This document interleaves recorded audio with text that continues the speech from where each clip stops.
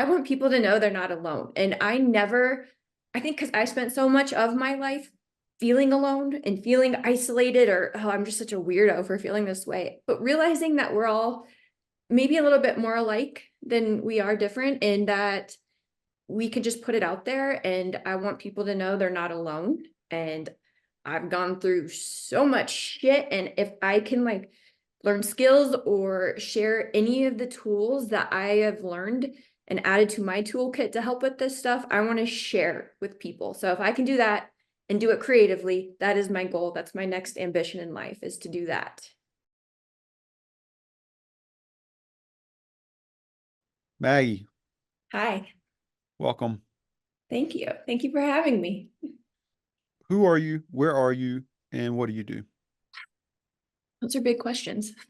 Um, well, first off, I'm in Denver, Colorado, and I love it here. Born and raised. It's a beautiful state. I ride motorcycles, so it's a really good state for doing that. And you ask what I do? Well, aside from riding motorcycles, I write stories, I design, I make videos, I watch a lot of alien documentaries, and I'm just always trying to learn and improve and be a better human in this world. Excellent. Well, so am I. The last part, I can't say I do some of the other things, but the last part, absolutely. So we're kindred spirits in that regard. Um, Question for you. Is there any such thing as an alien documentary, or is it a little bit kind of like you know, entertainment? I'm just what's your perspective on that? Let's jump right into something controversial. Let's go right to it. I'm obsessed with the topic. However, I am very skeptical. I think a lot of the accounts are mistaken things.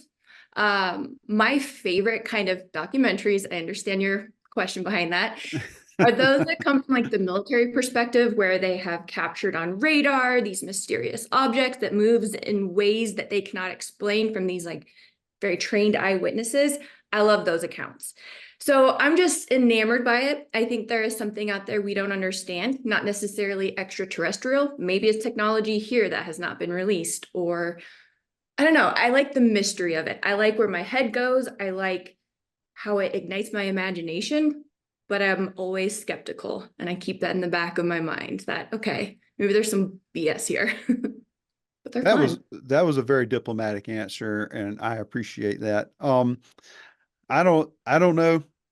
I don't I agree with you that there's probably some crazy shit going on. I don't know if I want to know what it is because my life's hard enough as it is without aliens. So, you know, I'll we'll we'll wait and see what happens with that. And I once heard oh gosh, what Stephen Hawking once said, he hopes that he hopes that we don't ever encounter an extraterrestrial species because they would almost certainly be vastly more technologically advanced than we are. And in our history, the history of Earth, which is as far as we know, is the history of all biological life. He said in our history, every single time a technologically superior society has encountered a technologically primitive society, the technologically primitive society gets wiped out and enslaved. And so he's like, I'm hoping we don't bump into any aliens anytime soon. We're better off being the ones that visit than the ones that become visited, I think. But you know, Valid point. If we haven't already been visited, just saying.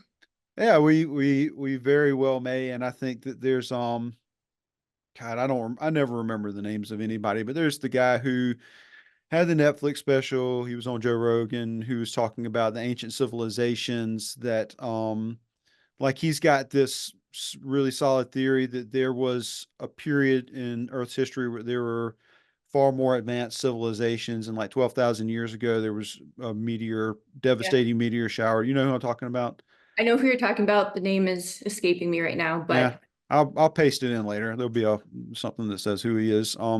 And you know his if you listen to his evidence, which I find perfectly compelling, is that maybe there's like there's somebody down in the Marianas Trench in the bottom of the ocean, and they've been cooking for 12,000 years, and they've got like all kinds of advanced transportation, and they're zip zapping around and coming and going from Earth like they're headed to the grocery store in outer space, and that totally could be a thing. So, Just cooking in the Mariana Trench. that's right. So I don't begrudge you your belief at all. Thank you. My skeptical belief, but I love it. Like I go there. Certainly. Well, now that we've really covered now we've had our big confrontation between each other in this I got that. conversation.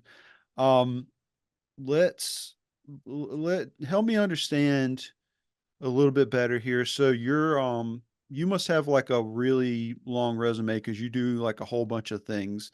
You're a professional creative, but you're very heavily involved in motorcycle culture. Would you consider yourself to be a model as well? That seems to be a lot of your content. Yeah, I never put that forth, but I suppose, yes, I do on camera work. I enjoy it. I like it as a creative outlet, but that's not how I would position myself. I wouldn't state that. It would be like the last thing on my resume. Certainly, sure. I think that there's a certain romantic mystique about motorcycles in general and the culture that comes along with them. As I mentioned to you before we started the body of the call here, we interviewed Winston Ye, and we talked a little bit about his perspective on motorcycle culture. And we got at some point in our conversation, I don't know if this was like after we stopped recording, but we were chatting a little bit. And one of the things he talked about in the call was how in the US, there can be a certain, I think the popular term these days is gatekeeping Mm. with motorcycle culture. And there's like Harley culture, and there's street bike culture, and there's off-road culture, and that there's quite a lot of attitude that comes with it, and almost like you've got to show externally that you're part of that culture or you're not accepted in it. Do you agree with him or disagree with him? I I agree with that. I think there's a lot of that going on. I also can see the other side of it where some people are not interested in being a part of that just isolating culture about it. It's there though. It exists. What's your draw? You've been riding your whole life, or did you just decide to do this? So I've been writing for about, I think 12 years now at this point, and I feel as though I come at it a little bit different of a perspective. I do it for my mental health. I have struggled a lot with trying to find something that just is my thing and makes me feel good, is my way of just escaping from my stresses, from my brain. It's almost meditative to me. And I remember the first time I was on a motorcycle and I was just going fast. And I was by myself. I was in my own world, in my helmet, probably had some music blasting. And I, for that moment, felt peace. The kind of peace that I hadn't felt, I don't know, ever prior to that. And I was hooked. And I was like, this vessel is for my mental health, first and foremost. That's why I do it. That's my perspective. And even when I used to write stories in regards to motorcycles. I'd go on adventures and I would write about them, but I was never the one to write about them in like the technical perspective where I love it. I love understanding motorcycles, but I don't geek out on that. I talk about it more poetically and how it makes me feel and how it helps me just exist in this world. And it's very poetic and metaphorical, but that is more my perspective of motorcycles and why I love them. It's what it does for my mental health. Well, a lot of it's almost a cliche of motorcycle riding that it represents freedom in a certain way. You're out there in the wind. You've got this relatively light maneuverable vehicle. You can go anywhere you want to with it. You can go fast, you can go slow. Do you think that feeling of freedom is correlates to the sensation you were describing? Yeah, I would agree with that. I mean, physically less barriers, right? You're a little bit more part of the element as you're riding. So you do feel the air, the sensation of the environment as you're just navigating. the roads on your bike. And then just more metaphorically, like the freedom of when you're riding, you do need to be present. You have to focus for your own safety because in a split second, anything can happen. And there's something very surrendering and meditative in that regard. So I think it's very freeing to my own brain, my own anxiety, the chatter that is just relentless. It's quiet on the bike and very addictive in that way. You are somebody who's got a lot. You are somebody who clearly puts things out there and can connect with people. I can tell that about you. So well, like, what were you like before you got on the motorcycle? I think that's the question I'm trying to get to here. Like, I feel like it seems to be definitive of your lifestyle so much at this point, based on the little bit I can tell about you. So what were you before the motorcycle? What was I?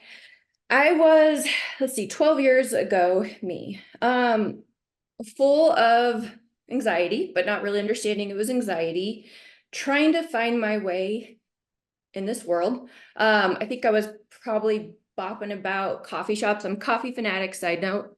I love coffee. So I was working at coffee shops. I had a communication degree. I was working on a nutrition degree. I just didn't know. I didn't know who I was. I was exploring all options. I knew I wanted to be creative. I knew I had a lot of energy, as you picked up on, but I was unsure. I had no idea. I was literally trying to do all kinds of things and seeing what stuck, and nothing really did until I got on that bike. That's been the most constant, consistent thing in my life for the last 12 years. And so, did you know very much about motorcycles at that time, or how did you, what coaxed you into doing it? Like, what was the, it's not, I mean, it's kind of a scary thing if you're not familiar with it, have that power and not have a roof on top of you. I think it's a healthy perspective to have a little fear about them because they can hurt you. But they're magic. I got started. I lived in this house, this old witchy, creepy house. I had a roommate and a really big backyard, and she had stashed this tiny little dirt bike in my backyard. She had never touched it. I had never touched it, and we kept looking at that thing and being like, should we try? Neither of us had ridden. We had no idea. We didn't even know if the bike would start. It did. My backyard was big enough to just at least understand the mechanics behind how to ride that bike. It was awful because there was a lot of, whiskey throttling. Yes, it was a small bike, but it still launched the bike. We fell, we crashed into things, but it didn't matter because we were teaching ourselves, we were learning. It was a very safe-ish environment to do so. Small bike, my own contained backyard. And that's how I essentially learned how to ride. And then thereafter, I just met a lot of people, boyfriends, friends who rode. And then that was it. Like, once you have this bike, it's this beautiful commonality where people from all walks of life can connect over this one thing. So I've met incredible people. I think 99% of the people in my life present day ride motorcycles. We all have vastly different backgrounds, but we have this one thing that we do together.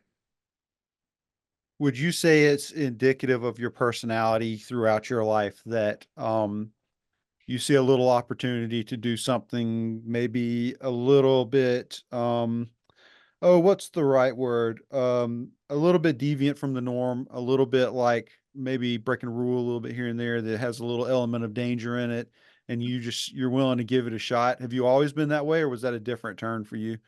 I feel like you see me. Yes, that is through and through a big part of my personality. I don't even know why. It's not like, oh, I'm going to do this because it's slightly a rebellious nature about it. It's what I gravitate towards. I feel a little bit suffocated in rules and boxes and things that can push those boundaries a tiny bit. That makes me feel comfortable. So I would say that is a very true statement. Is fear an emotion that has a positive effect inside of your head? Um, yes, ultimately. I have a lot of fear. I'm scared all the fucking time about so much stuff, but I don't let it stop me. That's the thing, is I acknowledge the fear and I make it a point to face it versus run away from it. And it's so uncomfortable. And I feel like I'm uncomfortable all the time, but if I actually face that fear, it ends up being a good thing because it's a way to like metabolize it and it doesn't have power over me anymore. But easier said than done. And I'm very uncomfortable all the time. There's this thing, if you're going to try and grow a plant indoors, I'm not going to go into detail as to how I acquired this information, but if you're going to try and grow a plant indoors, you have to have a like a fan blowing on it so that the stem has like resistance. The stems, the leaves and the stems have resistance. Because if you don't do that, if it's kind of like a woody plant, when it gets to a certain height, the weight of the branches and the foliage will cause it'll cause the main stem to like fall over and break because it's not strong enough. The fibrous quality of it hasn't been developed as it grows. And there's quite a that's quite a metaphor for having resilience in life, resiliency in life. We constantly have to face small tensions to find our center. We have to face small tensions to discover the places where we're sensitive, to discover what our vulnerabilities are. And if you're willing to do that and you're willing to find what those vulnerabilities are, those vulnerabilities will become strengths. They no Yeah. longer become a place where you could be attacked or where you're going to falter in the future because you familiarized yourself with them. You've built something up around them that makes you stronger. Yeah, I love that.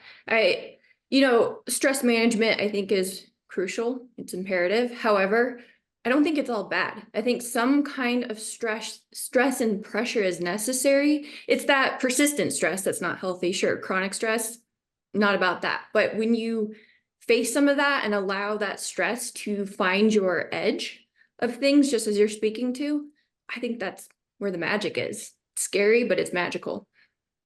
Did you ever have to learn a lesson about mitigating this? Like, has that ever got you into trouble? Um, this positive response to fear occasionally? I think that is inevitable. I'm trying to think of an example. I mean, yeah, with motorcycles, I love dirt bikes. I don't ride dirt bikes as much as I do street bikes, but I trying to learn. I hopped on a 450, and for those who know, that's stupid. You don't learn on a 450. It's a massive bike and more power than most anyone will ever utilize. I was terrified of it, so of course, yeah, let's do this. I can't touch on the bike. Cool, let's go. Thinking I can just ride like I'm Eli Tomac, who is an incredible dirt bike rider. I go over some rollers and I whiskey throttle and I launch in the air so high and so long that I had time to contemplate things. I was like, I wonder how I'm gonna land. This is gonna hurt. Hit the ground so hard, the bike landed right next to me. I couldn't move for minutes. I didn't know if I broke something, but yeah, I learned. And I learned that, hey, I don't need to learn on a 450. I don't need to push myself in that way. So yeah, lots of times that's just one example of where face my fears and it didn't go so well. I hurt myself and that's okay. Did you have an audience for this stunt? Yeah, I did. It was my boyfriend at the time who I heard him run up to me and he was laughing and I was perplexed as to why he was laughing because I was like, I could be dead. I could be laying here dead right now. He thought it was hilarious, but yeah, it was captured by his eyeballs only, thank goodness.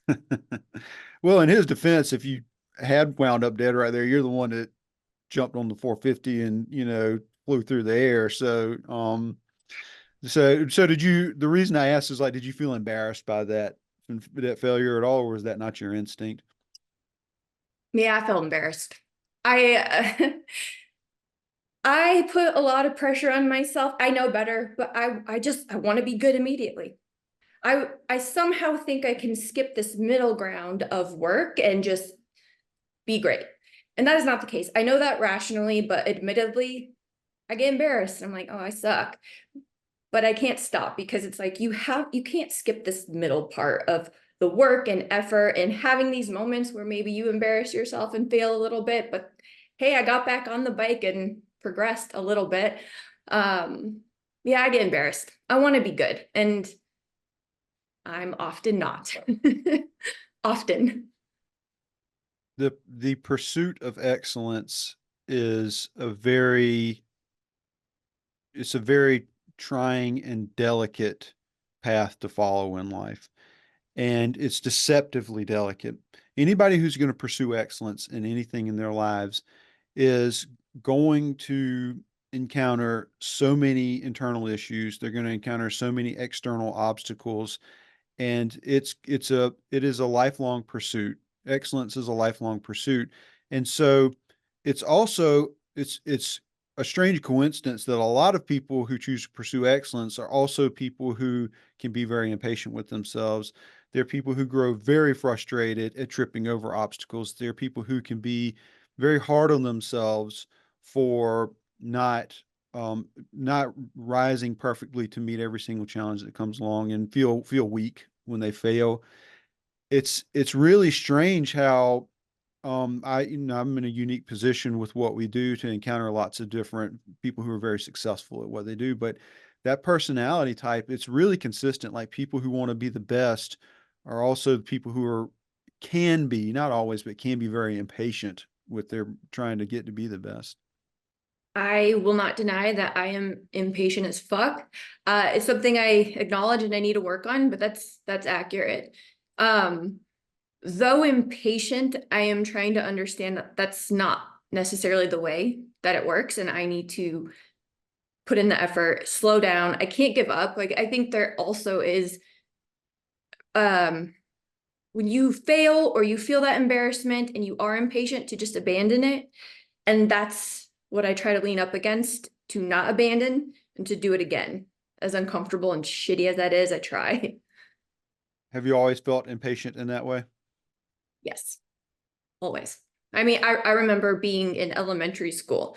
If I didn't win a competition, if I didn't get a perfect score, that it was not okay. It was not okay. I was so upset. I was devastated, impatient that I didn't grasp it right away. I wasn't the best. Always. Did you were you born this way, or was this the result of a nurture versus nature situation at home? Oh, that question. Um, I think it's a combo of both, but I do acknowledge that I think there was a lot of pressure on me from my parents growing up. I come from a very strict military family, who, perfection, whatever that means, was kind of the standard. And to pursue that and anything less was not okay. You did wrong. I mean, I remember getting grounded for not getting perfect grades, grounded. That sucks, but that was my standard. So I'm going to go ahead and say a little bit of the nurturing played into this. You have siblings? I do. I have an older brother and sister, and two half siblings that are like 5 and 10, very young. Did your older brother and sister follow a more conventional path through their lives than you have? Very much so. They followed the rules. They're great. They're great people, very intelligent, smart, driven, but they followed a very standard path. And I love that for them. But there is no way that was going to be my path to happiness. Love it that that's theirs. And to anyone else who does that, that's rad. That makes every cell in my body very angry to think about. I can't. It's not who I am. That did you, I presume you did very well in school, as in high school and in university, made good grades. Did you studied, you said you have a degree in communication. Is that like graphic design essentially, or was it like mass comm or something like that? It was mass communication. I had this ambition of being either a broadcast journalist or, so embarrassing, I wanted to be the next Carson Daly, TRL. Remember that show? Might age me. I'm not old enough to remember that show, but I'm sure some people would be. I was like, yeah, because I'm obsessed with music. Music drives my creativity actually a lot. And I was just like, I want to be on TV and I wanted to be a part of this music world. And I thought that was great. So that's kind of the motivation behind my mass comm. I went to school many years later for UX design. So that's how I got into the design world. Do you find your I'm gonna be kind and say your desire for doing things very, very well. Do you find that as a help or a hindrance as a creative professional? I think that can go either way. That's a really good question. Um, I have recently come to this understanding that there are times that this drive for perfection can be a little bit limiting in that if it immobilizes me. So if it immobilizes me because I'm putting way too much pressure on whatever concept of perfection I think is out there, and it stops me from proceeding, that's not good. If I can surrender a little bit of, hey, to get to this perfect point, I have to try. I have to try, possibly fail. I have to lean into it regardless of the outcome. That's good. It's just when it immobilizes me, which admittedly it has a lot in the past. It's something I am really trying to be conscious of to not allow that to stop me from progress.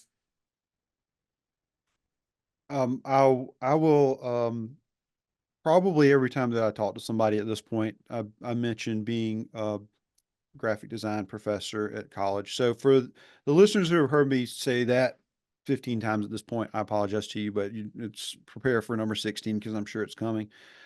Um, so I had my when I first I quit two careers before I came to be a writer of swear word memes, motivational swear word memes on the internet.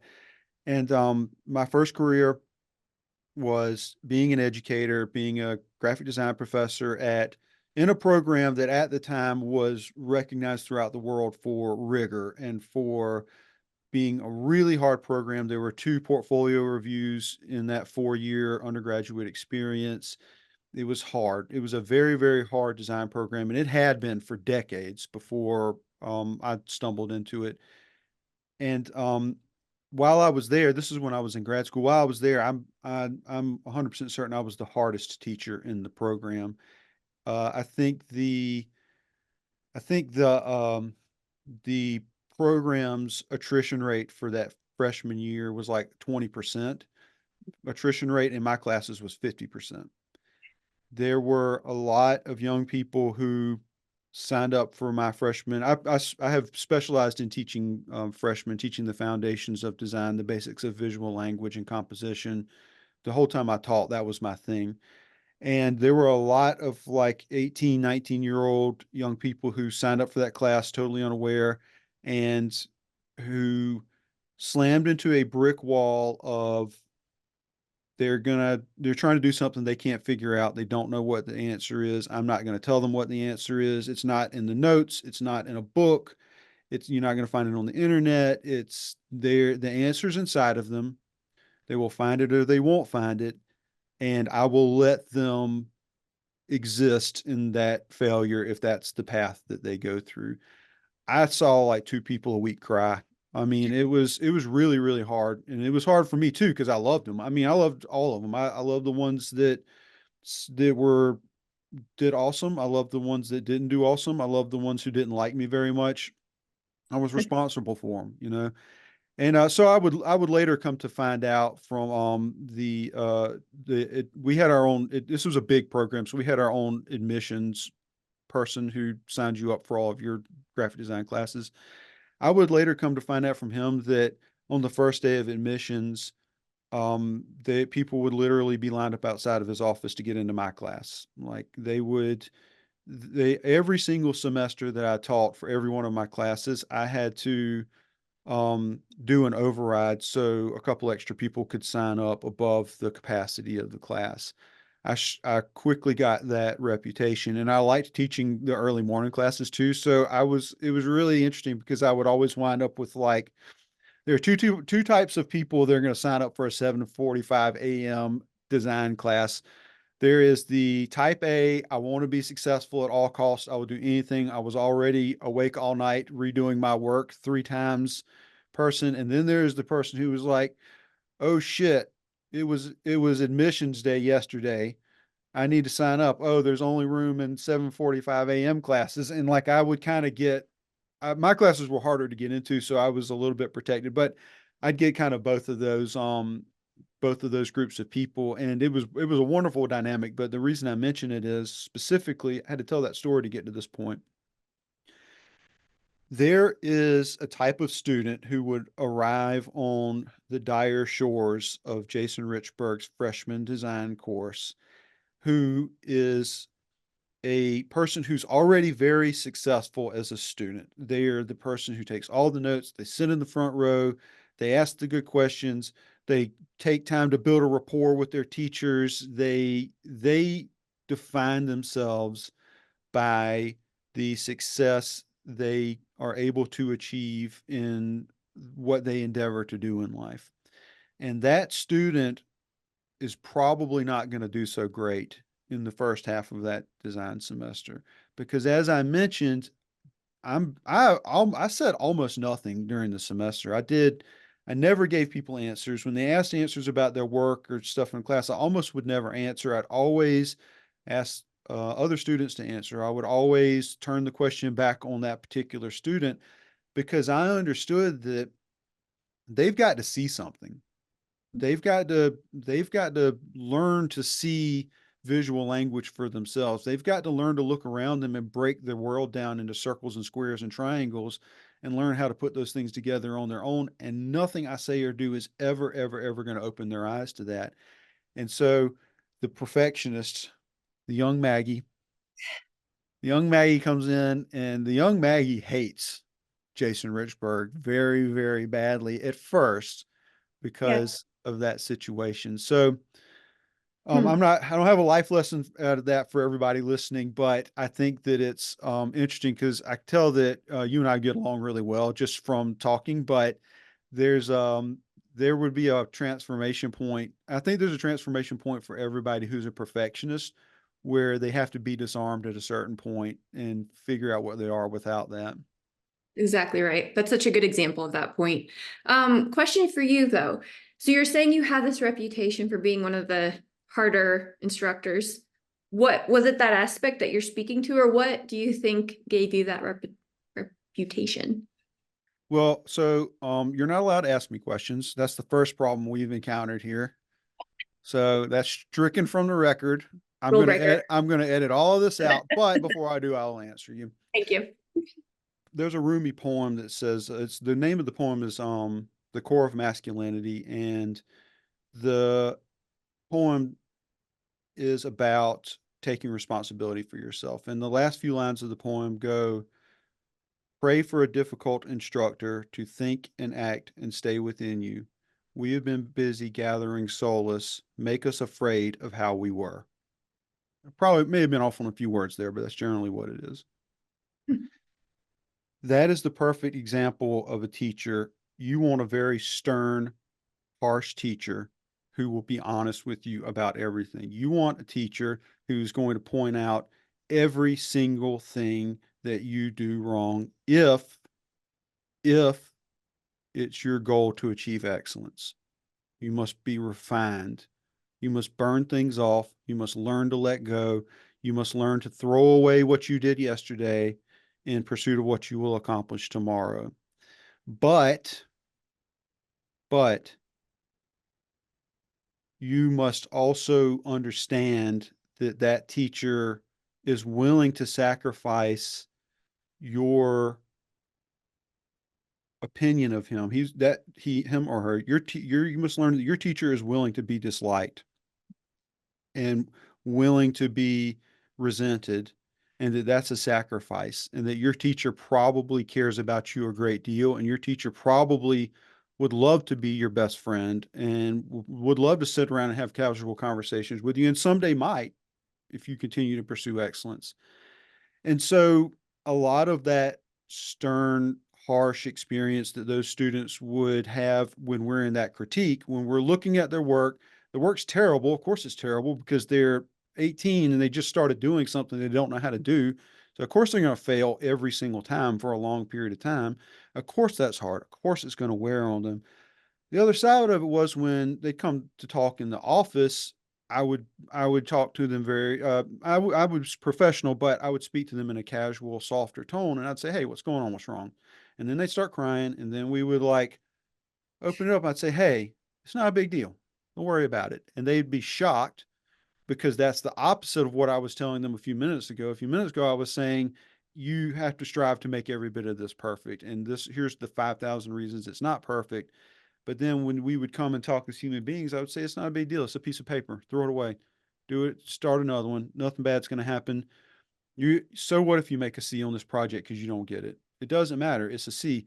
Now the Maggies would look at me with murder in their eyes and say, "I have a GPA. Excuse me, I have a GPA, and this got to be. This is what my GPA is going to be." And I'll look at them and say, "Okay, well, you better go take another class because it doesn't look like that's what it's going to be on this project, you know." And so and of course, I'd offer them extra credit or whatever. I didn't give a shit about their grades, and they shouldn't have either. So I would so cry in your office. probably that's okay. You know, I had serial criers sometimes that just the real perfectionist. It's not an overnight transformation. It takes it takes quite a few crying bouts before they're willing to accept that they're not perfect. But I think the real answer to your question is that the the the hardness that I brought into those young people's lives came from a softness that I felt for them in my heart, and I was responsible for them, and so I had to be that way towards them. I like that. I mean, you're speaking to yourself as a professor, but I feel like that's transferable to the people I want to keep in my life in general. Like I gravitate towards, how do we say, blunt individuals. And I don't equate bluntness to being mean or cruel. I think it's refreshing. And do not be mistaken, as I just said, I am sensitive. Um, I cry. I have a I'm soft. However, that I don't shy away from those kinds of people because I really respect their opinion. I know that they're gonna tell it to me straight. They're not gonna sugarcoat it. That's how I'm gonna learn and get better when people don't BS me. I prefer that. So I I like that. I like you as a professor too. Well, thank you.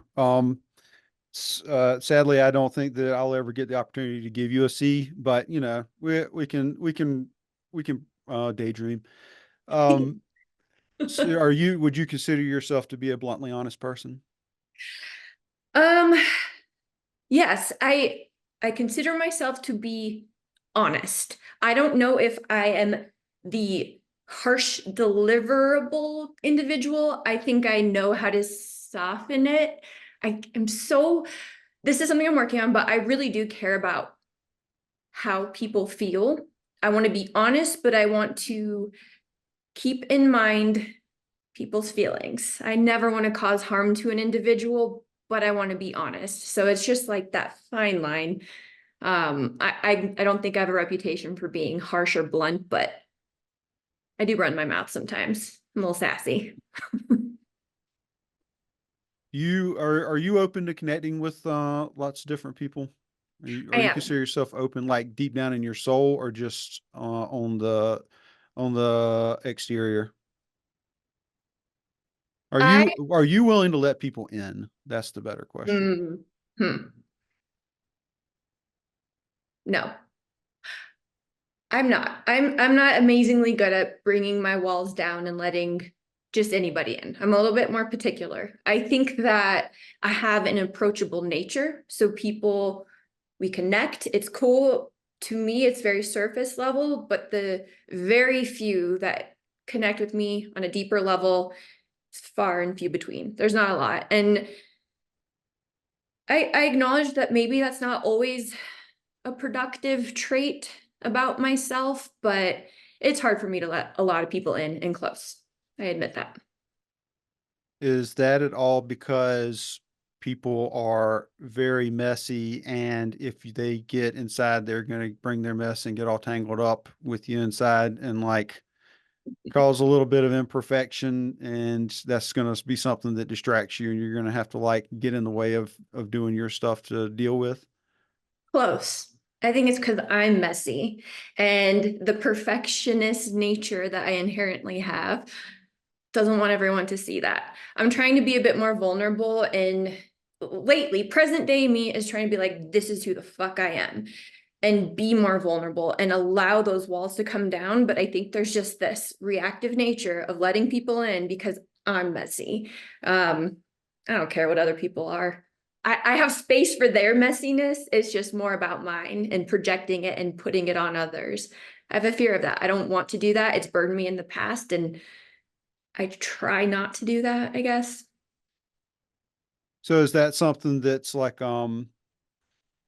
is that a, is that something you've got to fight against to do? I mean, you're very polished, first of all. Let me offer you that compliment. Like, clearly you got your personal style very, very well curated, and your lifestyle that you have built for yourself I see a lot of consistency there. I mean, I don't know you. I'm looking at social media, so you could be completely full of shit and like all the rest of us on social media, but I get a sense about you that you are very thoroughly invested in your lifestyle, that your approach to creativity is one that's very thorough, very insightful. I see a thread of style that runs through your work, your photography, your writing, all of those things, that there's a great deal of consistency through all of that. And consistency is one of the hardest things to accomplish. Like, consistency and simplicity are the two things that you can spend a lifetime trying to achieve no matter what you're doing. And that's, I would, I would suspect that that requires quite a lot of attention and quite a lot of struggle with the internal mess to get past that and not let it come out, not let it touch that outside. Yeah, that, well, first of all, thank you for saying that about my work. That's refreshing to hear. I I would say that my creativity is the way that I do work through a lot of my mess, or it's how I feel okay, how I work through a lot of my internal strife and struggles. Writing especially, and writing my motorcycle, are two of the most potent ways I have to work through this mess, this internal mess. So yeah, maybe that's just consistent. My mess is consistent, therefore its expression in my creativity comes through in the way that it does. Yeah, that's how I work through things. It's easier for me to do that than let people in and see it. I can put it out in the work that I do. So do you feel there are like kind of two halves to you of like that messy inside uncomfortable part and that really well polished exterior? Hmm. I don't know that I want it to be or want to state as like a dichotomy where they're two opposing things. I think they're just both me. They're not separate. They're one. Yes, sure, a polished illusion, but I always try to bring forth the fact that like zero polished is actually happening here. This internal nature is not. It's a mess. And like I always want to have a dose of that to people, because I think social media, you made the statement earlier, like social media, fuck it, whatever. I appreciate it as an outlet for creativity. I have connected with magical people as a result of social media, but I also fucking hate it. Because of this very curated nature about it. It can be deceptive, it can be whatever. So, in my own attempt to be a little bit more vulnerable and realistic in what I do, I always want to make sure I put a little bit forth. I'm also a fucking mess. So, sure, this might look cool, but here's what's actually happening. So, I don't know if that comes through, but I want people to know that. Like, it's an illusion. There's no polished, nothing's perfect. It's just working through shit all the time. There's a mess inside of all of us.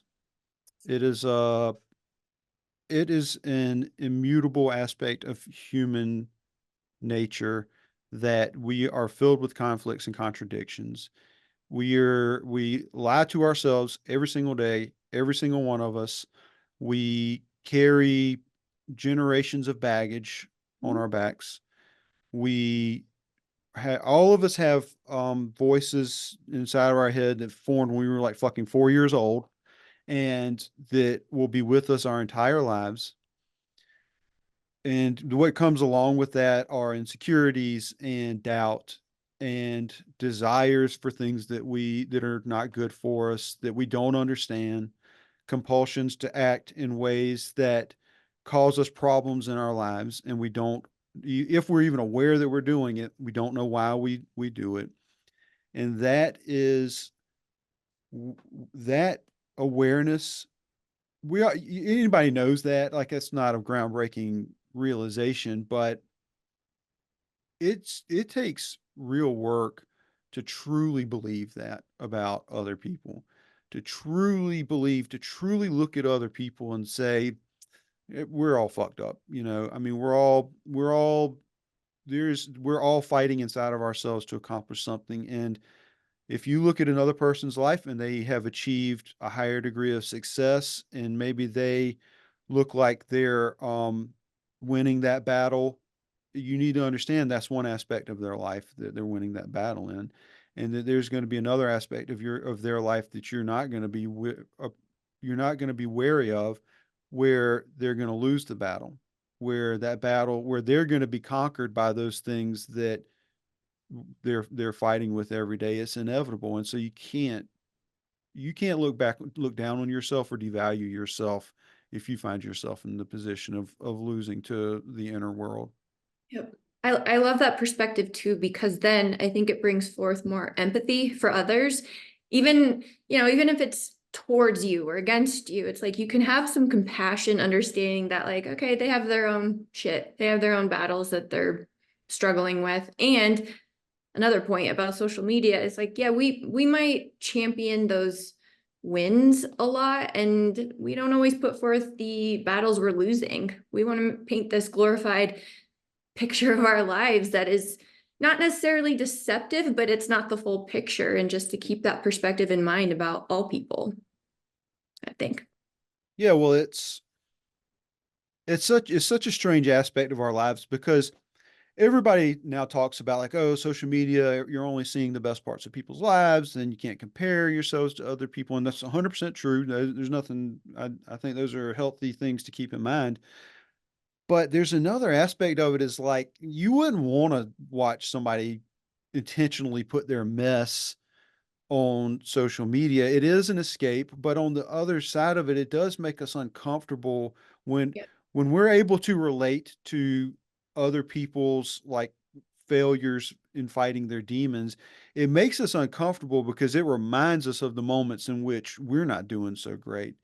And so you kind of you don't you it's like a dance. Like, you have to be able to present those things honestly if you want to connect with people, but at the same time, if you don't do it with intent, it's not going to reflect well on you. Most people probably would seem very artificial, but it's definitely there. It's not an easy path to walk if you're going to put yourself out there and let people in that way. Not at all. You're opening yourself for a lot of vulnerability, and I think accepting that and working through it is quite a challenge. It is for me. Has social media had any negative impacts on your life? Um, I think about this a lot, actually. I would say the greatest negative impact it has on me, that it melts my brain. When I'm mindlessly looking through social media, that is bad for me. If I'm utilizing it as a creative tool, that's good. If I limit my screen time, that's good. But it's just the mindless scrolling and getting lost. I can physically feel it impacting my brain. And I'm really trying to push my creativity, and I feel like that does a disservice to it. I think when I step away from screens and just quiet myself in my brain, I actually can open up more space for the creative ideas to come through. I think social media, too much time on it, squashes all that for me. I don't know if it does it for other people, but it harms that for me. Would you consider yourself to be a productive person when you're working? You get a lot done? It depends. If I'm passionate about it, holy moly, I am so productive. I lose, again, the flow state, I lose track of time. Incredible amounts of things are accomplished. If it's something I'm a little resistant to, my heart and soul's not into, I cannot say I'm very productive. It's a struggle. I procrastinate. it's a process. It's we expose ourselves to social media and probably a whole bunch of stuff on the internet that doesn't get talked about. It's addicting. I mean, it's bottom line, it's addicting, and there's no question about that. It's an interesting addiction, though. There are some addictions you can have that rob you of life very slowly. Some addictions, like addiction to substances, chemical dependency on substances, they'll take life from you fairly quickly. Addictions, gambling will take life from you fairly quickly because there are these immediate material and physiological responses to exposure to your addiction. But we've integrated something into our lives that's addicting, but it feels fairly innocuous, and it comes under the guise of a social construct that can be healthy. It's a little bit like sugar, I think, in that way, in that, most people in the United States are addicted to sugar, if not the entire world. And so, but it comes in these forms like everybody's got to eat. So, everybody's got to be a social creature. Everybody's got to be connected to other people, but it's so little of that. And at the end of the day, what social media actually is very little connection, and it's mostly a void that you dump all of your time and emotional energy into. I agree with that. I was going to say that I think it's an illusion of connection, but it's very empty for me. I feel more empty and less connected the more time I'm spending looking at things. And, they always say, don't compare yourself, et cetera, et cetera. Like, I get that. It's hard sometimes to be consciously aware of how I'm conducting myself on social media, more so my behaviors of scrolling and what I'm consuming. Yeah, I think about this quite a bit because I notice it impacting me recently, actually. You have a big group of friends IRL. I have a small group of friends. Again, it's funny, people assume that I'm an extrovert, that I'm very social. I am not. I'm an introvert, and I think it's the way I interpret that is how I derive my energy.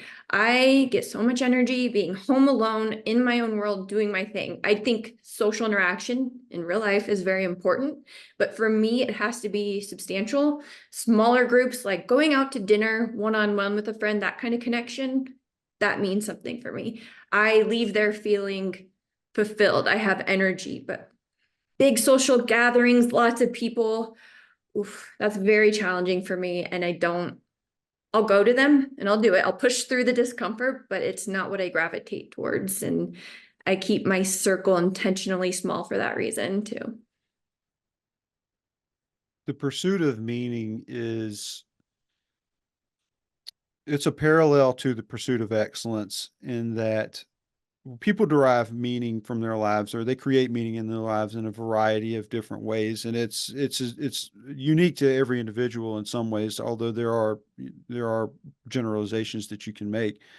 And so one of the ways we create meaning in our lives is understanding ourselves through the perspective we gain from the people around us. And you spend your time with somebody who is healthy, who is somebody with goals in their life, somebody who is accepting of you, who is willing to make an emotional connection with you. That helps you live a more meaningful life because you begin to understand yourself a little bit better as a result of the connection that you've made with that person. But there's a line with everything, and so many people. I myself have lived in a way that when I was younger, and every time I'd go to a different stage in life and different group of friends, college, grad school, high school, all those different sort of places you go in life, and you sort of like get a new group of friends when you move to this other place. Every single one of those situations, I was the most popular person in the group. Like I was voted most popular in my senior class in high school, which is I was also the senior class president, which it was a popularity contest. Um, Ironically, I had a .97 GPA and failed every year of high school and barely got out. Like the board of my school had to have a meeting and vote to allow me to take extra summer school classes to get my high school diploma. 0.9? Yes, 0.9, 0.93, 0.93. My class rank was dead last.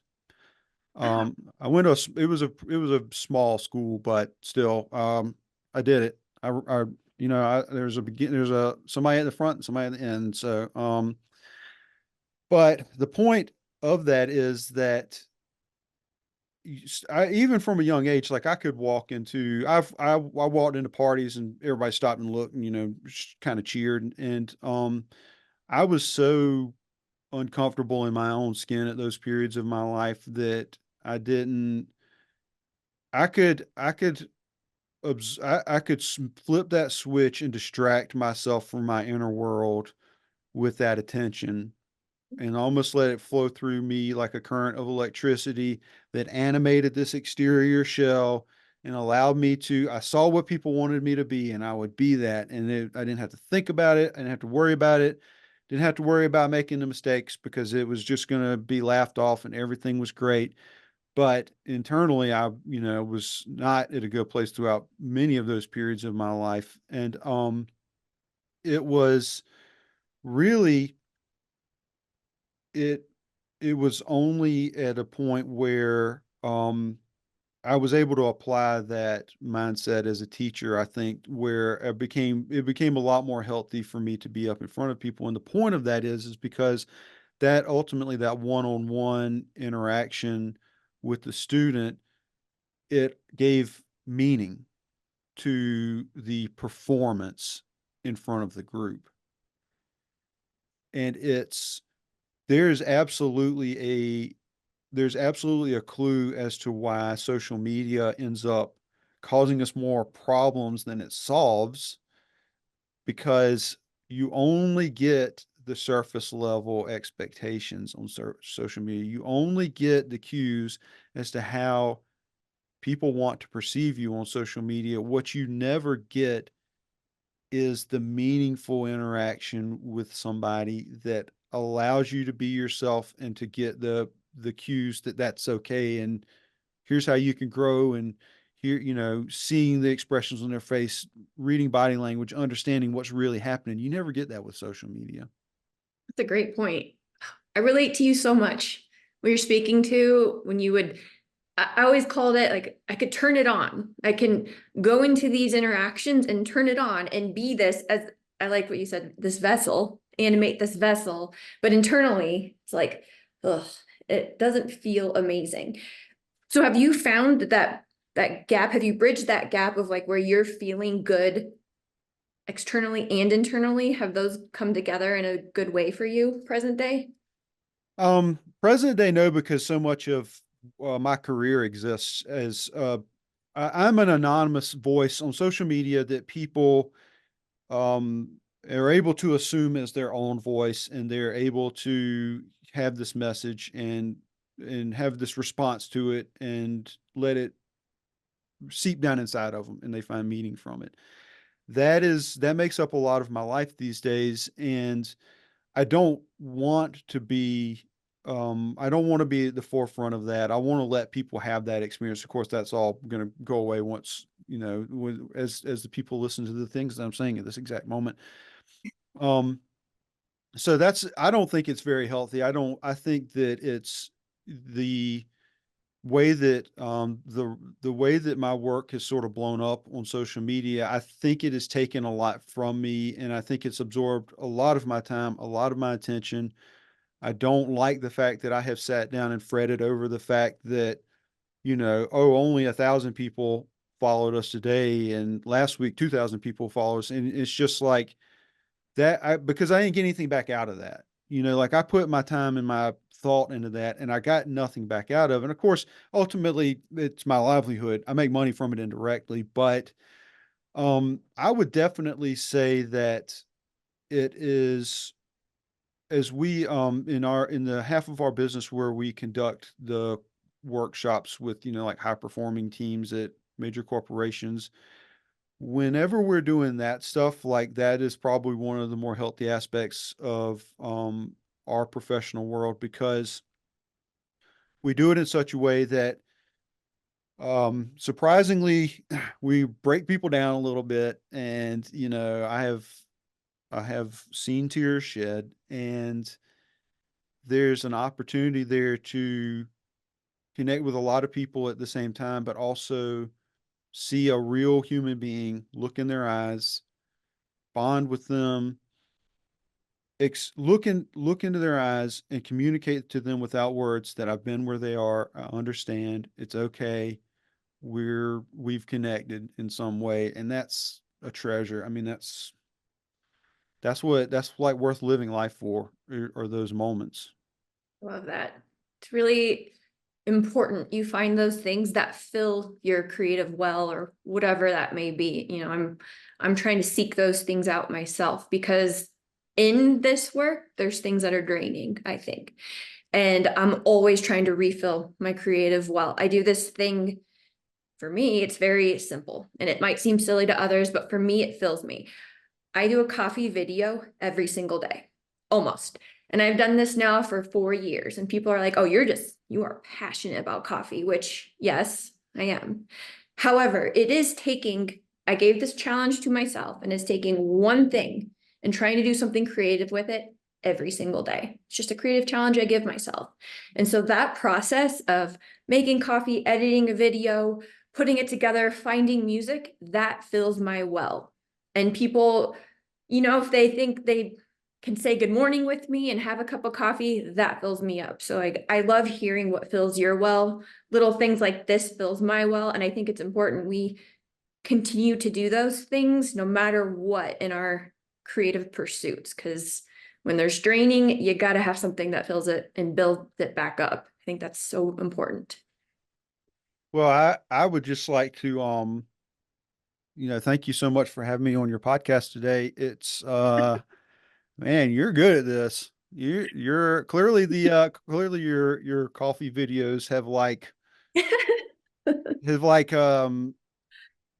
I don't know if it's coffee videos, I'm kind of joking, but like you're able to get into the thought process of making the connections through conversation, which is and synthesizing it into an accessible, simplified idea. Like that's what that's what brings value into these experiences for people to listen to, is to be able to say like, okay, here's something very specific to one person. Now we're going to take that and we're going to show you where the overlap is in your life. And I mean, that's pretty much the mission of our podcast. And I don't know if you've been like rehearsing for this moment for, from the second that we invited you, and you've been training every day and like, breaking me down, been researching me on the internet, break me down psychologically and all of that sort of stuff. But anyway, I give up. I yield. Oh, I, soon I'll be sharing my deep dark secrets and crying any moment now. We'll get there. But good cry. um, so I'm curious about this. 4 years of coffee videos. Yeah. That's a lot of years of coffee videos. Like what's the Still love videos. I mean, I like coffee too because I'm addicted to caffeine. That's why I like coffee, because if I don't drink coffee, I'll get a migraine. But Same. but where's the how do you find so much in that subject matter to be able to say something about it every single, like, over and over again in that same format? That is the freaking challenge because it seems so simple. And how can you extract so much from it every day? I don't know. It surprises myself, but I like challenges. So like when you put up a little bit of rails, leaning up against that creatively, I think is really fun. I think you actually can discover more creatively when you have some kind of rules like that. So I just want to keep leaning into that. I find different things inspire me. It might be true story. Sometimes I will read one of your posts and it will inspire, not even just saying that, words inspire me, something motivational, and that will literally drive a video, or I'll hear a song. And when I hear music, I said this earlier, music creatively is just like sparks for my imagination and my brain. I can see things, I can listen and I see things. So then I'll do a coffee video based on that. So if you find these little moments of inspiration outside of coffee itself, I feel like there's just endless resources, endless inspiration out there to do one thing endless different ways. Some days it is crap. It's literally just me holding a cup of coffee, being like, have a good day. Other days it's a full blown like music video, and I'm like, let's do this. So it just depends on the day, but I feel like you could never say, okay, I've done it all. I've been so inspired. I've exhausted all the creative outlets for this one topic. Like, no, it's endless. So I'm going to just keep leaning into that redundantly if I have to. I'm not going to give up yet. Well, I always said that there were, like when I was teaching, I always say they're like kind of two types of designers. And I'm talking about 2D design, which is probably not even going to be like an industry in 5 years, but um, in, there are two types of designers. There's the designer who they get all the stuff they've got to put on the page, and then they dump it all out and they put it in a way that feels right to them, and then they'll turn on a grid and they'll line stuff up and they'll make little adjustments so that it fits into the grid that they want to use. And then there's another type of designer who's going to set their grid up first. They want to know what all their constraints are. They want to know every single way, the way everything's got to be. And then they'll take their content and they'll build it into a pre-existing structure so that it makes a highly logical end product. And those are personality types. I don't know, I don't know enough to say more than that in terms of what type of personality, but there are some people who do good when they know what their boundaries are and they can have unlimited creativity within a set of known constraints. And there are other people who, the second they have the slightest whiff of a constraint, are going to be like, fuck you, I do what I want. And they flip the table over and they got to go break all of those rules before they even know what the rule is. So you're like a pre-constraint person. It's Because that's funny. surprising. That'd be surprising to me. I'm both. I think I like to experiment with both perspectives because different things come to fruition as a result. I don't know which one works better for me, honestly. I think both perspectives I like pursuing and just seeing what transpires. Yeah, that was interesting. We were speaking to that. I related to both sides. What are Yeah. you? Uh, well, that would require me to have been a graphic designer at some point in the past like 6 years. I'm a little bit more rigid. I like to lay the grid out first if I'm actually doing design, but thank God I don't do design because I'm not that great at it. And Brian, GFDA's creative director, who's not with us at this particular moment, or not joining me as a host on the podcast at this particular moment. He's a brilliant world-class designer. So fortunately, the the one who makes everything look like it was done by professionals and not a child slamming their fist on a keyboard, which is what it looks like when I do it. So what I think that you've got a very unique ability to be yourself, to you see what you want to be and you're able to do that, which goes back to the idea of like a curated sense of style. You have a very clear you have a very clear direction for a lot of things in your life. I said that earlier. And you're also able to expose some vulnerability. You're able to talk about the things that don't go so great, willing to throw it out there that, parents were too strict, whichever the military parent was, a little bit too rigid. And you don't seem like uh hesitant about that or uncomfortable with it, and just throw it out there. And there's there's some sort of duality that seems to come out, I think, in a lot of what you do from what I've seen of your work, in that there is a lot of really beautiful creative expressions in some of the things that you've done. And you've got You know, you ride the motorcycles. We've talked about the idea of freedom and the danger that comes along with it. But it's also whenever you show that part of your life related to power sports, you definitely get across like the precision and um the precision, the mechanical accuracy, the beauty of the machine itself. There's like that very sleek, picture perfect, black facade, black leather, and like there Mhm. really is a back and forth and really is a duality, I think, in a lot of things that you do, and you're so comfortable with it and you seem aware of it, and that's really probably the greatest accomplishment. Thanks for saying that. I maybe this kind of relates to it. I call this my darkness. It's just like been with me. I have darkness and I embrace it. And with that, I feel as though the more I've carved this darkness out, we'll say it goes this way, it has simultaneously allowed for this light. Like I feel like the further I go this way, I go further this way. So while I might have this like, and I never hide from it or want to hide it to people, this like dark side, I feel like there's also, it's just made me love life. It's made me appreciate things more than I could have ever possibly appreciated it before without this shit over here.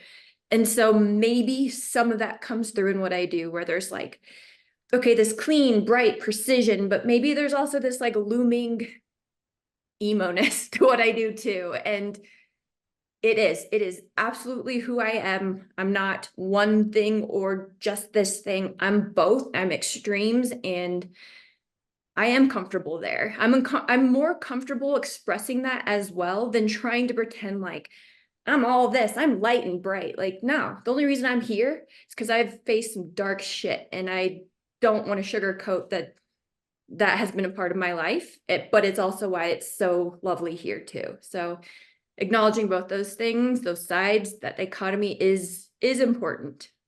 It is essential to who I am.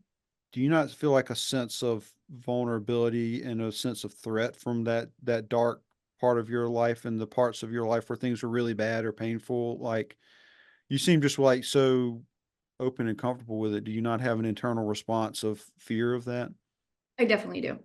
Um, it is ever present and looming. And so it would be misleading if I said that didn't have some kind of impact on me. I'm just more comfortable with it present day. I've sat with it most of my life and I think I've just worked on it so much that I'm just more comfortable with it, but it does, it's always going to be this little battle of like when I'm laying down at night and I'm trying to go to bed, I have a moment where it will punch my gut and I will feel that panic and that like, oh, are you about to die? No, I have to like calm myself.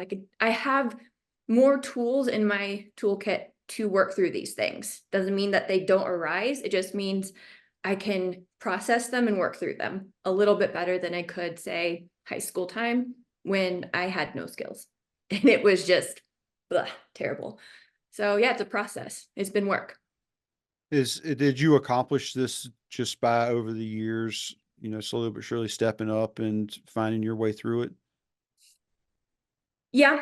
Um, I think some things forced me to face it. Like, you know, some people call it the dark night of the soul when you just hit some rock ass bottom shit and it forces you to pivot and rethink, okay, whoa, I hit really low. How do I get out of this? What am I going to do? How am I going to change? And for me, that's like, okay, let's face what I'm doing. How am I taking care of myself? What am I not acknowledging? What am I doing wrong? And so I think there's been some situations that have forced that. Um, and I don't regret any of it because it has led me to see things differently and a more positive path to like pursue improving myself, researching, reading, just consuming as much as I can to try to attain these skills to deal with this darkness, this shit. We're it's a clear metaphor for life of darkness and light, and further darkness and light are exist within each of us. They're twin forces. They Yeah. define us. You you you can't reject the darkness because if you reject the darkness and you try to pretend that it's not there, what you're going to do is shun that part of yourself, and it's going to go farther into the darkness, and it's going to get stronger there, and it's going to grow in a way that you aren't aware of, that you can't see, that you can't deal with, and it's going to come back way more powerful at the worst possible time in a way that you can't possibly predict. That's when it's going to come back, and it's going to take something from you that you thought you had in the light. And it's one of my biggest influences as a writer is Carl Jung, and so it's almost a trope of Jung's work that you have to integrate the shadow side of your personality. And it's hard to understand what that means because it makes sense whenever you say it, but when you sit down and try to think like, okay, how do I integrate the shadow side of my personality? Where's the integrate shadow side of personality button in my brain? It's really hard. It's really difficult. But what it starts with is like being honest with yourself, paying attention to yourself Mhm. when you're at the really dark and low points. Listen to what you're saying in your head.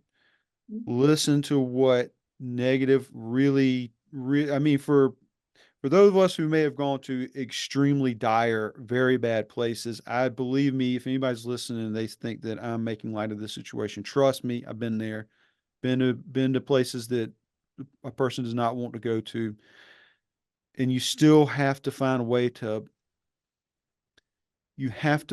a way to listen to what's happening and see it as a voice that's only half of you.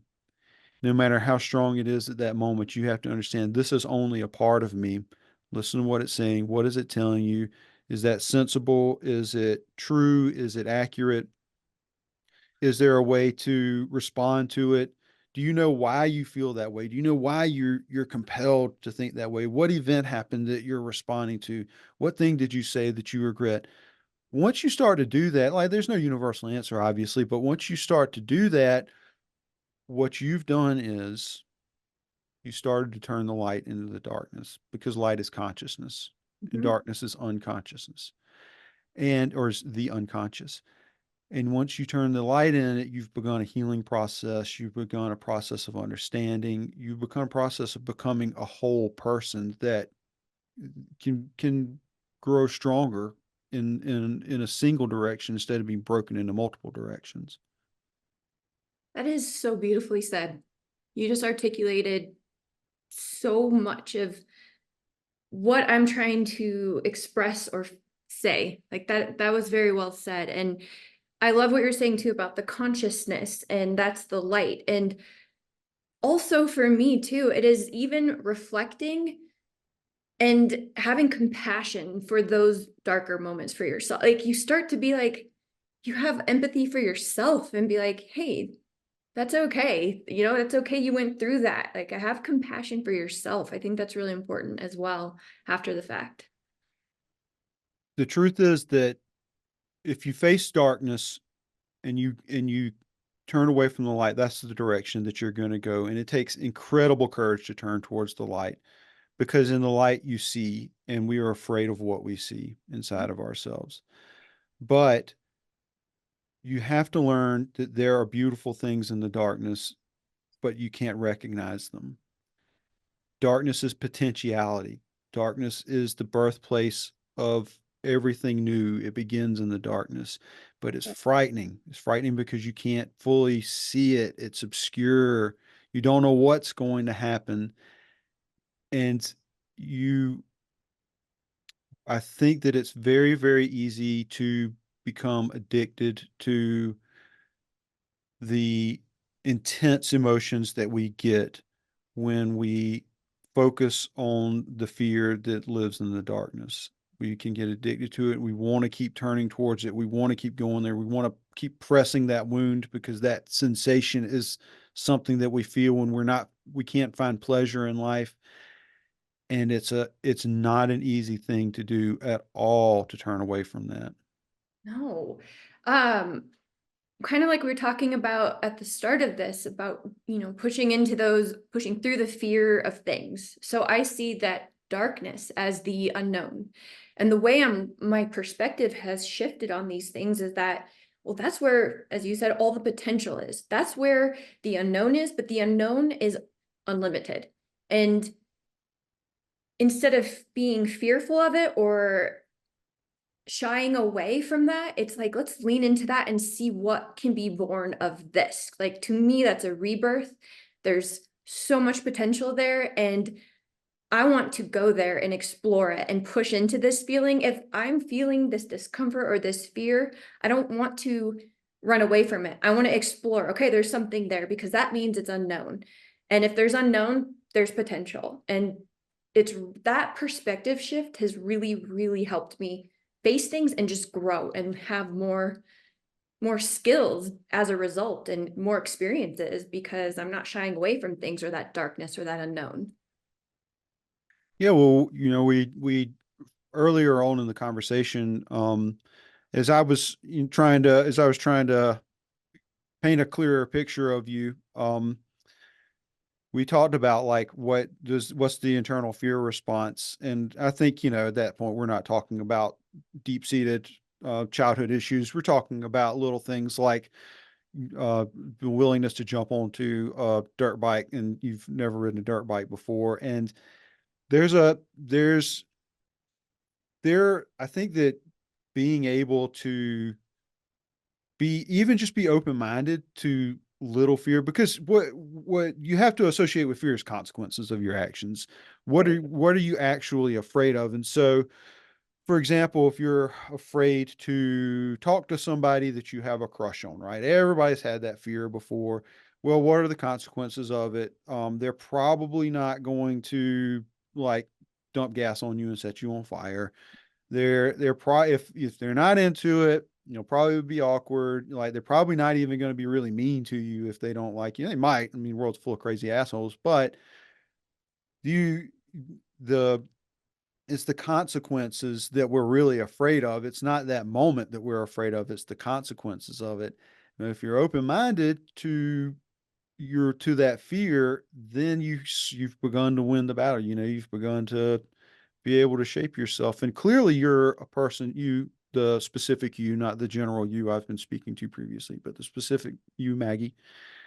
You're um I think you're a very successful person. I think that you've refined your skills. You have multiple skills. You've refined them. You've learned to express yourself in a way that you can control the outcome to a certain extent, which is the pretty much what all creative professionals are trying to accomplish. So I think you're on to a good formula with your facing those little fears. I think man, you sure did the right thing when you jumped on that dirt bike and fell off of it a bunch of times. Lots of falling off dirt bikes. That's inevitable. But thank you. Thank you for saying that. And it's not, yeah, it's not an easy path. It's not like smooth sailing, but that's okay. It makes it kind of fun and interesting. I don't want it to be so easy. I don't learn anything from that.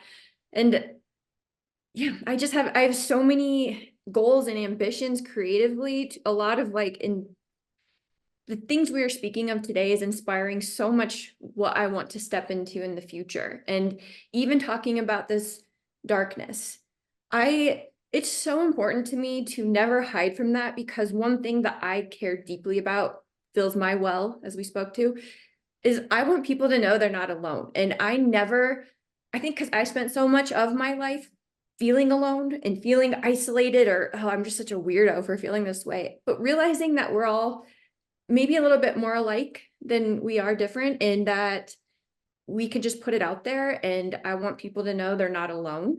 And I've gone through so much shit. And if I can like learn skills or share any of the tools that I have learned and added to my toolkit to help with this stuff, I want to share with people. So if I can do that and do it creatively, that is my goal. That's my next ambition in life is to do that. I have ideas, but we'll see. Well, that's I for one can't wait to see the success that I am 100% confident you will achieve in that endeavor.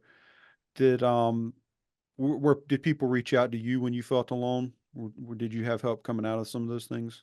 Um, yeah, I definitely have people, very close friends and family who do reach out. A lot of the time I hide, so that's also on me that I isolate, and so people don't know that they need to reach out. Which is also why I kind of want to put it out there so people can reach out and don't feel alone. Because I do that. I isolate. I try to just go into my own little cave alone, and that's not productive. I've learned this. So yeah, I need to be better at not going into my cave in those moments.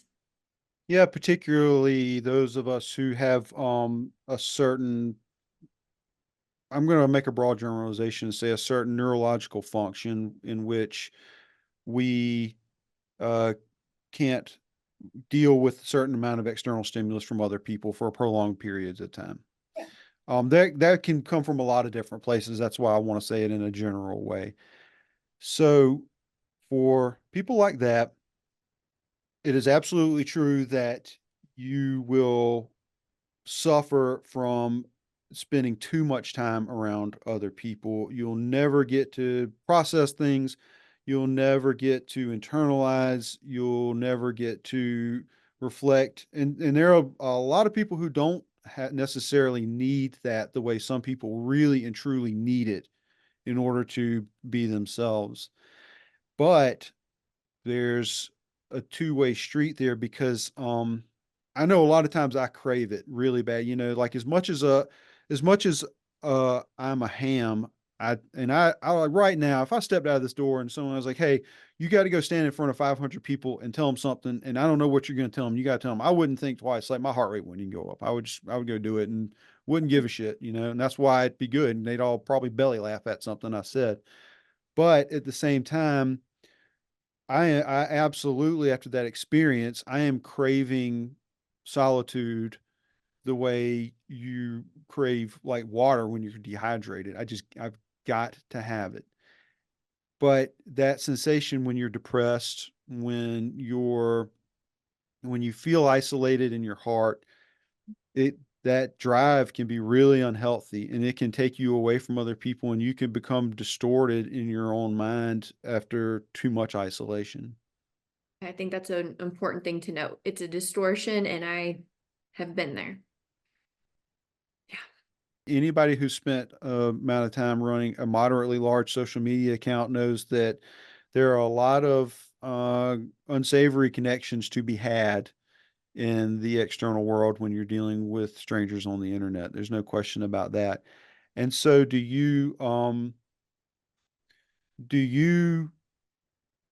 feel that your do you feel you take any risk with having that sort of feeling like you want people to not feel like they're alone, but you're going to be exposing yourself to people that may be really unhealthy or maybe really be able to suck up a lot of emotional energy? Does that cross your mind at all?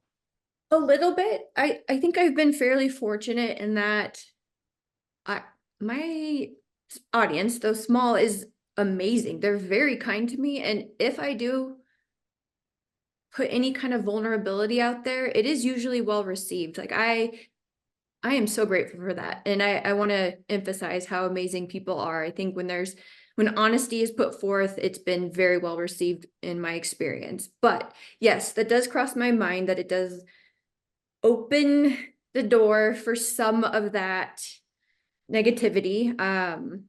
I think at this point in my life, I have come to understand that if any of that is projected or put forth, and we talked about this, like it's a little bit more about what's going on in their end versus what's actually what I'm doing. At least that's how I am processing it. And to have maybe even a little empathy. I'm not saying it's okay, but it's like I don't need to take this very personally because I think it's just a projection of something happening on their end. And I don't need to let this simmer on my soul more than this 1 second I'm reading it. So there's a little bit of that. Are you optimistic in general? Are you an optimistic person? Very recently, I can now say yes. I don't think I was for most of my life. And I think now I can very definitively say that I am. I fight this other side, but I am now. I've worked at it and I have a way more healthy, optimistic perspective on life in general. at this point in my experience. Was there like some singular event that gave you that perspective, or just the result of life experience cumulatively? Yeah, I think a cumulative life experience and maybe some of those particularly dark moments helped give me that perspective. As dark as they were, again, I'll reiterate, it gave me a very optimistic, once you get out of it, it's like, no, life is pretty fucking great. I see the light. Well, as a brooding cynic, a brooding cynical writer, I would I commend you on your optimism, and it's so necessary to be able to call upon optimism, because if you want the world to be bad, if you want life to be bad, if you want people to be bad, that's what you're going to get. Yeah. I don't, And sorry to interject, but I don't know if you've done this in your creativity, but I used to think that being depressed and brooding and dark fueled my art, which it did, sure. I think some things transpired that were fine from it, but I think I thrive better having a more optimistic perspective in my creativity and life. well, I certainly think it suits your energy very well. I think that I think that your your energy, which seems deliberate to me. I know you said that that may be part of your natural way of being, and certainly the amount of caffeine you consume in an average day probably helps out a ton. But there's a certain awareness that I think that a person should have if they're going to be out there and they're going to be having an effect on people's lives. I also presume that you have a strong effect on the people around you when they come around you. I'm thinking that everybody in your life probably has a strong opinion of you. They probably, I'm sure most of them seek your company out because you have energy to spare for them. You have very poignant perspectives on other people. Obviously, you can read people and that sort of thing. And that's just always going to draw people. It's always going to. People are going to be drawn to that like moth to a flame. So you got the vibe, and optimism is it's like it's taking it's accepting a certain amount of responsibility for that, because you're definitely putting something out there. And so thank goodness you found optimism, because you're making it better when you're putting that out there. Vibing. I'm just vibing. I like that. So what I'm going to ask a question, and I think anybody in the world would know what the answer is at this point. But when are you happiest? Let me I want to be mindful about this. When am I happiest? I am the happiest when I am creatively expressing myself unfiltered. Um, when you were saying that you start to think about these things, like how many likes, how many views, et cetera, et cetera. So when I say unfiltered, I mean without a care of how it's received. So when I'm expressing myself very honestly, without any kind of thought about the audience, how it is received, it is simply an expression that I have to get out. I tell my friends this, I feel high. It's like my happiest moment is when I just feel truly myself. I'm doing what I'm meant to be doing. That is when I'm beyond happy. There's not even a word. Well, I thought you were going to say when you're riding a motorcycle. So I foreshadowed a stereotype. I apologize to you for that. Um, It's okay. It's not a wrong sentiment that my motorcycle induces a kind of joy that is very irreplaceable. But that is like, honestly, that's secondary to the expression when I am truly, truly myself. yeah, well, you described when you're riding, you're almost going into an inner world, like Yeah. an inner sort of quiet place. But when you're able to successfully create something, that's taking what you had in there and putting it out into the world. And so that's active. It's it's feeling the power that you've been building throughout other experiences in your life. That's accurate. I think I need those moments of quiet, calm euphoria, if you will, on my motorcycle to fuel these creative outlets to find that true joy. So maybe they're paired. They're friends. What do you consider to be your greatest success in life?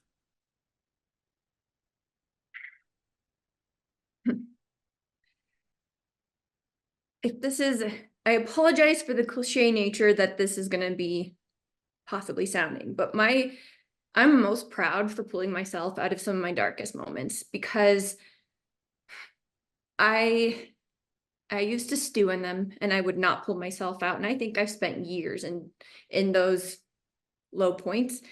And these last few years, I pulled myself out of something so dark that it just gave me so much confidence. It made me feel like I can do anything. If I can get through this, I can get through anything. And that confidence and how proud I am of myself for doing that is unmatched for anything I've ever done prior. Just to be clear, these questions are questions that I ask everybody, and you're going to think I'm not, you're going to think I'm setting you up, and I'm not. Fair. What's the hardest thing you've ever done in your life? I'm gonna piggyback off my last statement and say that was the hardest thing I've ever had to do, was pull myself out of the darkest, lowest point. It's not easy. It's not for the faint of heart. It is gory, gruesome, brutal, painful, everything. It's the hardest, but it is the most rewarding. So, are you open to sharing what this devastating event was that allowed you to find your greatest success in life? Yeah, I'm trying to think how to communicate it and what details I do want to share. Let's just say there was a point in my life that I was left jobless, homeless, alone, um, didn't know if I wanted to continue life. I'm trying to say that delicately. Um, it was dark. I couldn't even function. I don't think I ate for a week. I don't really even remember that time that clearly. It was that bad. And I had to have family come essentially like rescue me. I had to move away, live with my mom as like a 35-year-old adult. And I mean, it was low. I could barely function, to put it mildly. And pulling myself out of that was a very slow, not overnight process. I don't want to sugarcoat it. It was terrible, but it took time. And yeah, I would say that moment of getting out of that changed everything for me. And I'm a stronger person as a result, though I like shivered to think about that time. It's even hard to talk about. Um, but yeah, I also don't regret it. Someone said if you could go back in time and change things and take that moment away, I would say no, because I would not be the person I am right now doing the things that I'm doing if I didn't have that shit, that hell for, I would say, a year and a half it took. Worst year of my life, but also the best. It's commendable of you to be able to reveal that. I know it's not an easy thing to do. I've also been there more than once in my life in similar situations in like exact details to what you described. And so I can relate to you, and I know a whole bunch of other people can probably relate to. And I would say, at the risk of sounding like I'm flattering you, which is not my intent at all. I don't kiss anybody's ass. I'm the opposite of that to a fault, certainly, and have made a few enemies in my life as a result of that. But I would say that I don't sense any I don't sense any artificiality in your the approach to life that you say that you've developed. I really believe that's true. I think it comes from I think you built it in a way that will be lasting. I think that you built it for reasons that are important to you. And I think that's where the meaning of your experiences come from. and your ability to turn those things into something useful, your ability to build an external, your ability to create an external personality and not external personality. Bear with me for just a moment. Your ability to externalize the things that happen inside of you and for it to come out very, very well done, very well curated, very well polished, seemingly perfect in some ways. Congratulations. You have achieved a form of perfection. But for you to be able to be honest about where it really comes from, that's almost the best that a person can hope for in their personal growth and their personal health. And perfection, people say that perfection doesn't exist, but I contend that perfection does exist. There's nothing in the world that is without flaw, but there's a form of perfection that comes when we get what we need from an experience, and we go away from it fulfilled, and we go away from it satiated, we go away from it improved, we go away from it changed. There's a form of perfection where you don't need anything else from an experience, right? And so to that end, I will say that you have achieved your childhood dream of achieving perfection, because you got to a place where you've got what you need. And what more could someone ask for? Not me tearing up over here. Um, thank you. Thank you for saying that. This conversation, you have made me feel like you get it. You get what I am trying to do, and the fact that we have had this conversation and maybe some other people will hear it. Yeah, if we want to call that perfection, but landing that and feeling like what I'm trying to actually truly do is being seen by people, I cannot tell you how much that means to me. I know that sometimes what I do doesn't always land with people, or I don't even communicate necessarily what I'm trying to do in the best way, but that you've derived that from things I've put out there, holy shit. Thank you. Like that's the greatest compliment. Well, you're welcome. And I think it's an easy thing to observe. I think that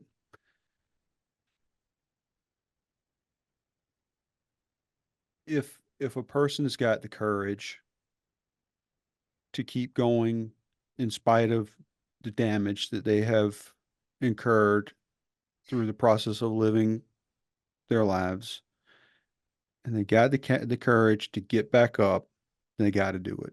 If you know it all in any tiny, tiny little inkling, if you know it all that you can get back up, you got to do it. Hell You're yeah. you're being called to do it. You got to do it. You got to get back up. You got to try, because that's the purpose of life. Purpose of life is getting better at living it. And you get back up, you are a champion. You're winning something. And after years of life experience and years of practicing something and years of developing what you want to do, developing what you want to accomplish, one day you're going to get back up and you're going to do something incredible. It seems impossible. And when you're in the lowest places, it seems impossible that you could ever even reach baseline. You could ever even reach average again. It seems impossible.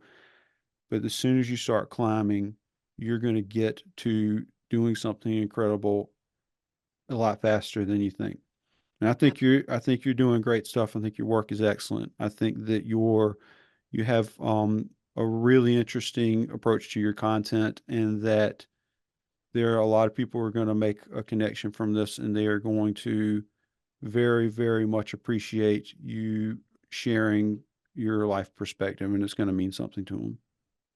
Thank you. Thank you for saying that. And one quote, I was trying to go through one of my favorite quotes from your content, and one that I have actually written down and it fuels me a lot is that your potential is fucking unlimited.